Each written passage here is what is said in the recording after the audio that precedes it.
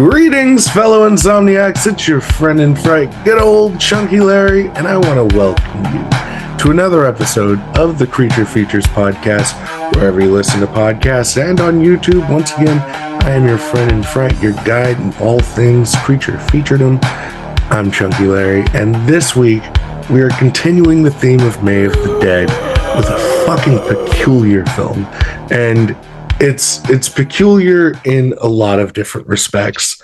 It isn't necessarily what you would think of when you think of zombie films, but I think it absolutely is. And it's also peculiar in the sense that it follows something tonally one way and goes tonally a completely different way. And so for something so peculiar and unique and to the era that it's made, I could only think of one person to have with me on this conversation. This is one of my fucking favorite people in the world of TikTok. He is fucking hilarious. He's creative, and he's a ball of happy. And you never, ever see this dude, regardless of what's going on, have a fucking shitty thing to say about anything. And he's everybody's favorite greasy strangler. Ladies and gentlemen, Shane O'Mac, how are you doing? Bro, I'm doing good, man. Glad to be here. I'm honored, Chunky. Dude. To be here. I'll tell you, man, like when I decided I was going to bring this show back, I was like giddy with some of the names that I was like rolling around and who I could have a horror conversation with, because since I had stopped the show, I had found this whole world of horror talk, and you were one of the first people that I'd found in horror talk. And you have this kind of way about you that I find very refreshing, because you never feel like you take yourself too seriously. Like, you're the first guy to fucking rock a gnarly fart joke. And I just fucking love that shit. But something that I do whenever I get kind of horror talkers on here is I like to kind of pick their brain about what they think about horror talk, how they walked into it, and what they feel they could do or we could do to improve it. So, Shano, the floor is yours, my boy. Well, I got into horror talk. It all really started back during the pandemic, because of course we all remember the pandemic. Everything shut down, so nobody really had shit to do. So, started TikTok, and then from there, I started seeing a bunch of horror people on there, and then I joined one of my best friends on TikTok, Jason Stanley, who also goes by the Streaming Demon. I'm also rocking his shirt, by the way. I went into his live, and, me and him become really good friends. And, I joined his Discord, and, we just, every week we would talk about horror, watch movies. And then, he kind of went and doing his own thing. And, I started moving on, meeting other people. And, I just kind of took it and went with it, man. I mean, this horror community we have on here is just one of the best things in life. This is my way of coming home from my job and just zoning out and keeping the stress away, is being around people just like me. Because in my everyday life, you can't talk about the stuff that we talk about. There's only certain people that can understand the ways we feel about stuff. And, you'll talk about movies and what happens in movies, and they just kind of look at you like, yeah, cool. But, when you're with your own people, people know exactly what you're talking about. And that's what I love about horror talk. And I think we can make it a better community by being there for one another and not crapping on each other's opinions. Everybody has their own opinion. I mean, you have the most controversial opinions of all time. But now, I respect your opinions, because, you're one of the smartest people I know that knows how to break down something. And, you can take a bad opinion and you can make people like, oh, well, I didn't think about it like that. So, I love this community, man. It's just the best thing in the world to me. I completely agree with what you're saying, though, in terms of, we are in essence outcasts in our real lives, and the reason because of the thing that we enjoy.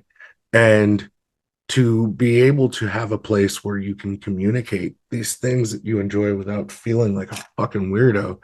Like, the thing that is important is fostering that community and having each other's backs, and fucking, like, allowing people their grace of being able to say what they feel and feel what they say.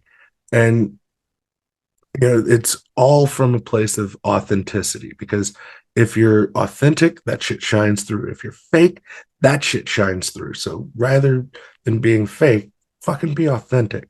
And I think that's what my advice would be for horror talk, is you don't have to put on a fucking costume. Like, the shit behind me, I feel a lot of times like it's like I have to fucking have this shit up for people to take what I say with any kind of credence. Like, if I just wore a plain fucking black t-shirt or, a green shirt, people wouldn't, that in itself is fucking silly, because you could listen to fucking Britney Spears every day, but still love watching somebody get hacked in half, or have a fucking motorcycle grinded into their face. And speaking of motorcycles grinded into their face, I think it's time that we start talking about the film that we're going to be talking about today, Pet Sematary 2. And before we talk about Pet Sematary 2, I'm going to read a synopsis that I pulled from IMDb, my favorite place in yours, full of insightful comments and reviews. Let me tell you that the reviews on IMDb are completely insightful and well thought out. There's no flame warring going on in the comments of reviews in IMDb. That's not a thing that you should think actually happens. But here is the synopsis for Pet Sematary 2. After a horrible electrocution of his divorced mother in a freakish film set accident, the troubled 13-year-old boy Jeff Matthews and his father Chase moved to his hometown of Ludlow, Maine, to make a fresh start. However, as Jeff struggles to leave the bad memories behind him, his only friend Drew Gilbert tells him about the secret ancient Indian burial site for the otherworldly reanimating powers. Intent on testing it on his loyal dog Zowie, indeed the myth is real. Nevertheless, what would happen if Jeff buried his beloved mother's dead body in the graveyard's stony soil? Can the dead truly return from the grave? Now, that was written by Nick Reganis, and if you give your name, we give you credit. But I don't know about you. I felt like that's just a lot of plot detail in a synopsis, and that is always a sticking point for me. I don't. That's way the fuck more than what I would do. Yeah, it's like trailers. They always want to give you everything, and I think that you can sell people, especially this is a sequel to a popular horror film. You don't have to tell them a lot, right? It's like people are wanting to see more of Pet Sematary, so all you got to do is, it's part 2. Remember that thing you liked? This is part 2 of that. And people don't do that, which is why I've created this game that we call Synopsis Obscura. Now, Shane, you get to play this game. This is a fun game. We started this month. Okay. And what we do is you are going to, without giving anything away, any major plot points away, you're going to sell us on Pet Sematary 2. Okay, I will give it my best. So, let's see here. I've been racking my brain. You told me at the start, so let me give me just a second here. All right, let's see here. After a tragedy in a boy and father's life, they moved back to their hometown, where the saying goes, sometimes dead is better, but then sometimes things don't stay dead. So I think that's a pretty decent, without giving away too much plot. Yeah, It that'll gives do. the fact that I mean, that's how I feel about it. And That's how I feel about it. uh, this is one of those films that is interesting because they have the same director from the original Pet Cemetery coming back to direct this sequel, and it's just Mm-hmm. it's directed by Mary Lambert, who worked on Yep. um, obviously Pet Cemetery, but before that, she was a music Mm-hmm. video director. So she worked on shit like Yes. uh, the Like a Prayer music video. She did Nasty by Janet Jackson. She's done a lot of the music videos that were like the big music videos of the 80s. And so she transitioned from music videos into doing these feature length films with stuff like Pet Cemetery. And Pet Cemetery is tonally different than this film. And Oh it's yeah. so interesting to see that shift, that dramatic of a shift between Pet Cemetery and Pet Cemetery 2. Like there's Yeah. so Pet Cemetery, that was what, 88, 89 when it was released? 1989. Yeah. And so this one is what, Yeah. 91, right? Actually, it takes place yeah, I think it was released in 1992. 92. So Yes, sir. that's 3 year difference between these two films. Mm-hmm. And the style cinematically shifted so much between fucking one and two. And it's just that to me is Mm-hmm. fucking really, really just interesting in the sense that it just like this isn't even like a new director just adding shit that wasn't there. This is the same director adding shit that wasn't there.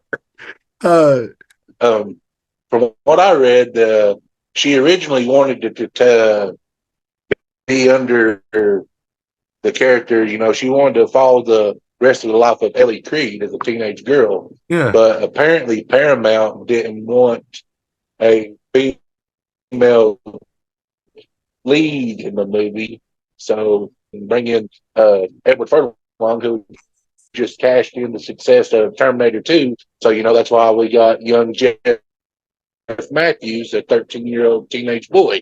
So and it works. I mean, it just worked. And it don't have to take. There's a lot of the first movie referenced in the second one, but it don't exactly follow the same plot as the first movie. So that's what I like about this movie, is because it didn't copy the same stuff. It just went directly into what I like to think. It turned into a straight up slasher film. So that's why I enjoy this movie as much as I do. Mm-hmm. So to me, and I remember originally when this film came out, I was not a fan of it, and I I just I didn't register with it the way that I registered with the original Pet Cemetery, and I I I watched it today in preparation for this episode, and I was thinking about it. And I was thinking about what is it about this that I don't like as much as the original Pet Cemetery, because thematically they're the same. Thematically, this is about, you know, loss and, you know, there's this thing that happens when you lose somebody close to you that I think is hard to explain when it's not somebody's mindset, like so there's this weird kind of like pain that numbs you to everything, right? and I think that she has that kind of with the lead male characters in both films, with the father in the Mhm, first film and the father in the second film. They just mhm. kind of seem comatose. And it was Anthony Edwards, right? He's the dad in this Yeah. one. And Yes. Good goose. he's usually really solid, but this feels kind of sterile. And I again, part of me feels like that's done by design because this is a person that lost somebody, but the connection isn't necessarily there for him the way that it is for the father in the first film, because the husband and the wife, they're separated, they're divorced, and it's the son that's really conveying the loss, and it's the son who Yeah.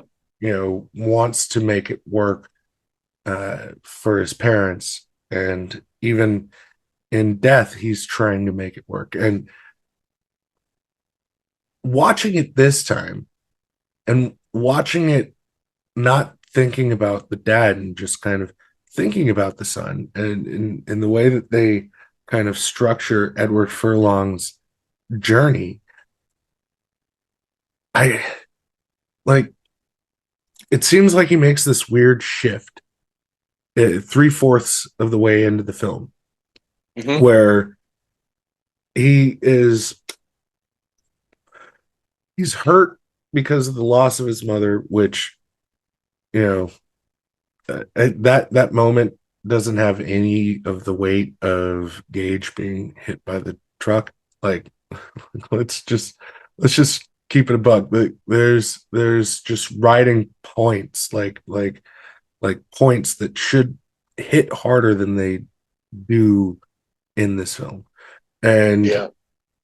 you know, so for me, it's less it's less impactful because there isn't that emotional core to it. And I don't know how you feel about that. Like, do you take that away from it, or are you just like, this is cool looking? I mean, you're right. It's in the first movie. Lewis. The loss of a child. That one. That's like one of the most sad scenes to me in horror cinema. It's very, very hard to watch that when it happens. But now, in the second one, I'm not. I don't want to sound mean for saying this, but now when she's getting electrocuted on the bars from the movie set, I kind of find it comical a little bit. But now I don't know. It's just it's not as impactful as you say as what the first one was. But uh, it still, like I said, it still works. Yeah, It still works for me. yeah. And so for me, the thing that I think is the best part of this entire fucking movie is Clancy Brown. Yes. Oh Like, man, absolutely, dude. He makes this movie. he's so fucking good in this role. Yes. And he's got that thick accent that I think just feels like a Stephen King film. Like, when you hear Yes. that accent, you're like, yeah, you're watching a fucking Stephen King film.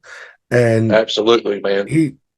he's likable, but it almost it's because he's so likable that it's so fucking more off-putting when he comes back from the dead and rapes his fucking wife. Like, that scene's fucking awful. Yeah. Yeah. And his Yes, it is. character is despicable before he fucking dies and is brought back. Like, it just like he's fucking all over his son or his stepson for being fat, and he's just shitty to him. And Yeah. you get that element of like, this dude's abusive, like maybe not physically abusive, even though he eventually goes there as well. He physically Yeah. abuses his son or stepson. He shoots his fucking dog. Like, uh, he fucking is just an asshole. He goes to fucking Edward Furlong's house and is just like, yeah, I used to fuck your mom. And it's like, what the I fuck, mean, dude? he's a bully, is what he is, And then he feels like he has that power to pick on people weaker than him. But then it,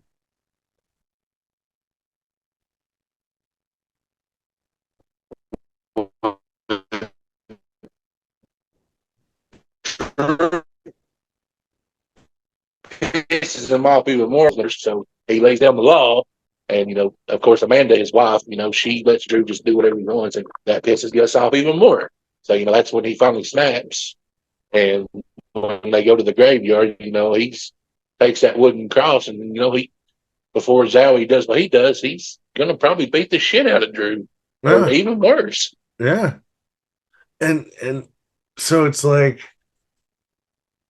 the way that they treat the dead returning, the ones that are buried in this film as opposed to the first film, again, it just feels totally different. Like, you know, Gage is like a cherub that is just a sociopath that murders. Like he goes Uh-huh. straight to fucking murdering. And you know, um Mrs. Creed, like she's just like full zombie, you know, and none of her humanity is there.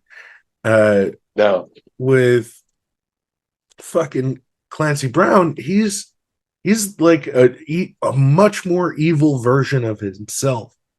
And with the mom, she's like, this weirdly like seductive.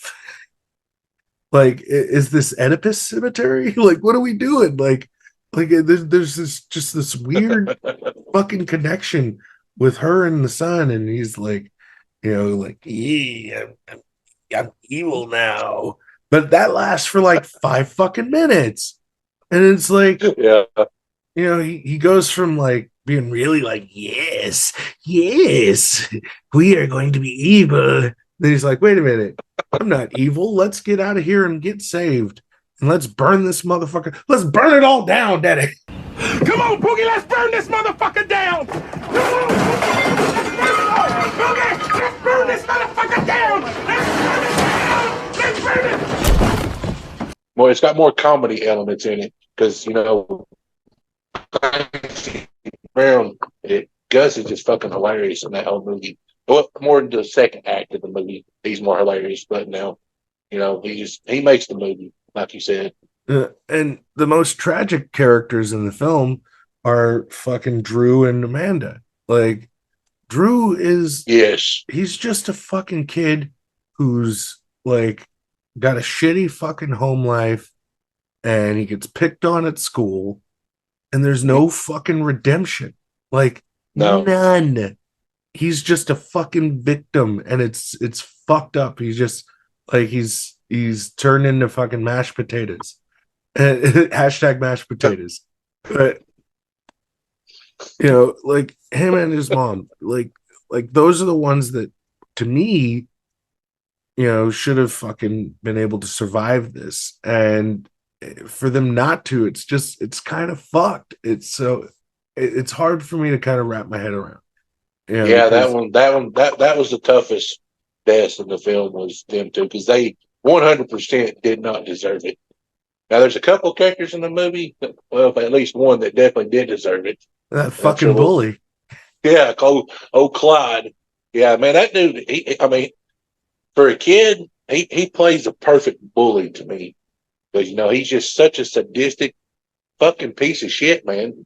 And I can't ever really think if he's maybe a rich kid or just has a bad home life or something. Because, later on in the film, he's got his little motorcycle that he wrecks Jeff on. And then, of course, that's what leads up to Clyde's death is the old motorcycle wheel to the face, which is fucking satisfying in all ways to me. So, but then even when he's reanimated, he's still a fucking asshole. Uh, Can we talk for just a second about the fucking dog face sex scene? Dude, oh my God. I was wanting that to come up in this podcast. That I just can't imagine just thinking about banging the old lady and just all of a sudden looking up in the fucking dog face. Like somebody wrote that. I mean, So yeah, somebody wrote that. Somebody fucking approved that. Somebody fucking made the dog mask. Somebody found a chick's tits to fucking put a dog mask on. Like this shit happened. that's what I'm talking about. The more comedy elements. It's not supposed to be funny, but it's just fucking hilarious. And then when she's sitting there in a rocking chair, he's got the dog face. I'm just like, what the fuck is this? But then, yes, the sex scene, yes, that's fucking hilarious. But this is just a fucking bananas movie. But let's get into Reapers. So where are you coming? Where are you landing? Where are you coming? In terms of Reapers for Pet Cemetery 2. Now it's 0 is the absolute lowest. That's like scalper territory. And 5 is Yes. the absolute highest, which is like, Halloween the original. Oh yeah. Where are you landing Reaper wise for Pet Cemetery 2? Well, it's by no means a perfect film, by no means, but I think it's a solid sequel. Of course, the critics shit all over it, but it really doesn't matter to the critics because when it comes to the movies, it's the fans that weigh in on the movies, and we're the ones that watch it. We're the ones that put the money in the box office. I feel like it's our right to be able to call the shots on the movies and how they're determined. So, to me, if we're going Reaper wise, I would give Pet Cemetery 2 a solid 4 out of 5 Reapers. That's just my opinion. Yeah, no, that's fair. I'm going to come in a little bit lower than that. Well, maybe a little bit more than a little bit lower than that. I'm going to come in with a 2.5. This is middle of the road to me. And that doesn't mean that it's a bad film. It's very of its time. I feel like visually it feels like a 90s film. This is right Yes. off of the success of Terminator 2. And, you know, Uh-huh. Edward Furlong is like a tween heartthrob at this point. So It's got that he's 90s grunge feeling. I love the soundtrack. It's got a good soundtrack's fucking soundtrack. amazing. The You know, Ramones. it's again like a lot of blues in the overall like color scheme. Like it's heavy on blue, and that just feels directly off of Terminator 2. And the like I can imagine sitting down watching this on VHS, drinking a Crystal Pepsi, and fucking eating a bag of pizza chips. And Fuck yeah, dude. like I could fucking spend a day doing that, watching this movie, because it's not like it's a bad film. There are certain things that are kind of, to me, glaringly bad, um, which I've kind of pointed out through the course of this. But I think overall, this is an enjoyable movie that is a time capsule. And I think that there's a proper enough amount of time that has been distanced from the release of this film and the point of this conversation that a lot of the blemishes are able to be looked over, and you Yeah. can really see the core of what this is. And I think it's an ambitious fucking film, especially for the director to just say, hey, I was really successful with this and I could do more of this, but I'm gonna go this fucking way. and Hmm. and you know for example, Halloween 3 Season of the Witch is a complete departure from the first two fucking films. Hmm. And when it was released, it was shat all over, but it has grown in popularity over time because its audience inevitably found it. And Yeah. I feel that that's what's happened now with Pet Cemetery 2. I hear a lot of people talk about them enjoying that film more than they enjoyed the original. And there is an audience for this film. Um, I'm occasionally in this audience. This is if I'm watching the first one, I'll throw the second one on. but I'm Oh, not yeah. throwing the second one on first. And I think that that's pretty fair. But plugs, my man. Shane, where can people find you? Where can people find me? Mm-hmm. I'm not hard to find. I've got Instagram, I've got TikTok, which I don't really post much on Instagram, but now with this whole TikTok ban talk again, they talk about this shit every so often, I will resort probably over to Instagram. I'm not really stepped into the world of YouTube yet because I'm not really too familiar with the YouTube, but now if something happens with TikTok, I don't want to lose touch with all my friends that I've made on here because, we put a lot of blood, sweat, and tears into our accounts and we work hard on them. So, but, they can easily just take it all away. But if anybody wants to find me, I'm not hard to find. TikTok, Instagram, I'm not hard to find people. And that's Shane O'Mac's House of Horrors. Shane O'Mac's House of Horrors. Not whores, you guys. It's the accent. I'm not that lucky. House of Horrors. Yeah, it's the accent, people. I'm from Tennessee, so it sounds like something else. But if you guys want to find out more about us, if you came just because of Shane, which I do not blame you, but you want to find out more about the show, you can do that in a couple of different ways. You can start by liking us on Facebook, facebook.com/CreaturePod, by following us on Twitter, Instagram, TikTok, and YouTube @CreaturePod. So it's CreaturePod wherever you go. You just look for CreaturePod, you're going to find my smiling face just looking right back at you. Fucking click on them things, fucking subscribes, hit the bell so you're notified when new shit comes, and fucking leave comments of what you thought about the episode. It's the only way that we can improve. Suggestions for movies you want to hear us talk about, that's another thing that we can do. And next up for us is going to be the final stop on this month of May of the Dead. We are going to be looking at the sadness, and oh boy, I can't fucking wait. I think that's going to be a fucking good time. I think it's going to be a fun time, and I think that you guys should come back for that. But make sure that you watch it before you fucking come back, because very much like this one, we're going to spoil the motherfucker. So, trigger warning on the sadness. You've been warned. You were warned in the beginning, and you're being warned now. But for Shane O'Mac and for myself, again, my name is Chunky. This has been another episode of the Creature Features Podcast. Wherever you listen to podcasts and on YouTube, listen. Someone you trust.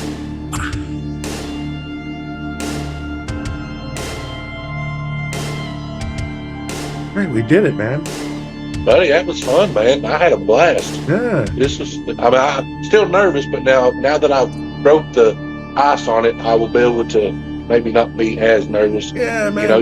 It's all about, like, so the way that I look at it is like, you just gotta, put yourself in your most comfortable position. So that's why I smoke as much as I do. I'm fucking drinking while I'm having the conversation. I'm usually baked at this point. Yeah, man, you got to start early, man. You got to start early. And you find your comfort zone, and once you find your zen, then you're able to just be yourself. Once you're being yourself, you're fucking golden. That's what I do, man. It took me a long time to join a TikTok live, so I broke that barrel. So now it's just a piece now of you've cake. done a fucking podcast, dude. Oh yeah, you can shitless. You can officially call yourself a horror podcaster. Oh man, dude. And maybe I should start a TikTok. I'm a horror podcaster. I'm better than you. Maybe you could start an OnlyFans. I don't think people would pay to see my fat ass eating hoagie sandwiches or nothing like that, man. No, you just take your shirt off, you, like, oil yourself up, and then you eat a Subway sandwich. You would make all of the money, dog. Whatever pays the bills, man. If it can get me to quit my job, fuck it. I'll Hey. take one for the team. Y'all want to look at my feet for a minute? Oh yeah, look at my titties. Y'all do? Y'all do look at my feet, y'all. Look, I'm gonna put some cornstarch on them shits. So I didn't have any corn. Oh man.